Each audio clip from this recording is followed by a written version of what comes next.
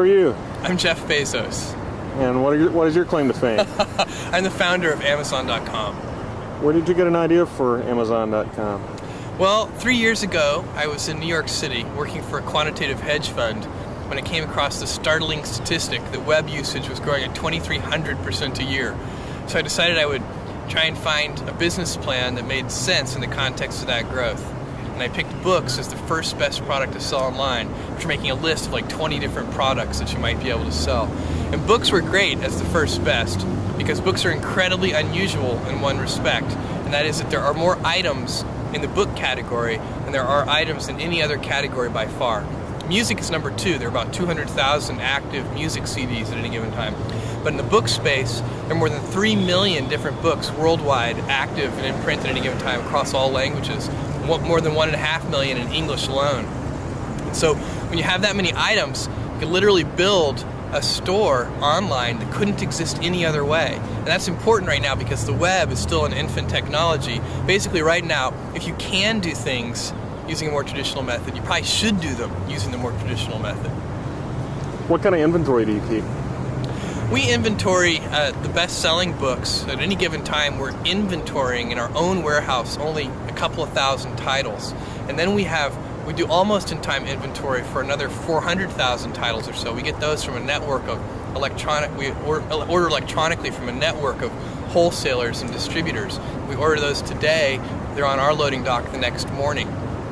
Then for another 1.1 million titles, we get those directly from 20,000 different publishers, and those can take a couple of weeks to get. And then there are 1 million out-of-print books in our catalog. We have a catalog of 2.5 million books altogether. Those 1 million out-of-print books, some of them we can get and some of them we can't, but we find them if we can, and then we ship them to our customers. We do kind of a search on those. What's almost-in-time inventory? Almost-in-time inventory is the phrase we use to describe a whole selection of books that we offer. It's basically the things that are, below the 2,000th best-selling book up to the 400,000th best-selling book. Those are titles that we can get from a network of more than a dozen different wholesalers. So if a customer orders a book from us today, we order that book from our wholesalers today, and that book shows up on our loading dock the next morning, and then we can ship it to the customer. They say one of the toughest things to do on the internet is to capture mind share. What was your secret? How did you do that? Yeah, even more generally, I agree with you that capturing mind share on the internet is extremely difficult. Even more generally, it's the late 20th century, not just the internet. Capturing attention. Attention is the scarce commodity of the late 20th century. And one of the ways that you can do that, and it's the way that we did it, was by doing something new and innovative for the first time that actually has real value for the customer. That's a hard thing to do, but if you do that, then newspapers will write about what you're doing, customers will tell other customers, and you'll get a huge sort of word-of-mouth fan-out, and that can really drive and accelerate businesses, and that's what happened with us. In the first year of opening Amazon.com to the public, we didn't do any paid advertising, and all of our growth was fueled by word-of-mouth and media exposure. I saw little ads at the bottom of the column of the New York Times. That was our very first advertising.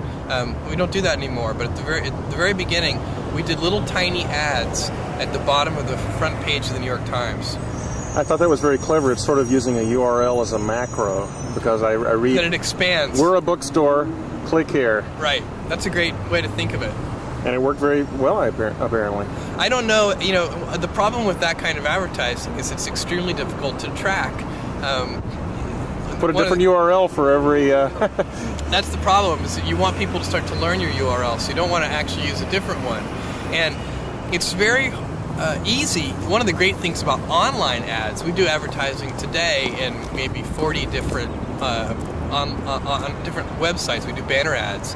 And that advertising is very easy to track in terms of knowing how effective it is. So we know for each piece of creative in each venue, not only how many click-throughs we get, but how many sell-throughs we get, and how many dollars of revenue it generates per ad dollar spent on that creative in that venue. And that is a sort of a marketer's, nirvana in a certain sense.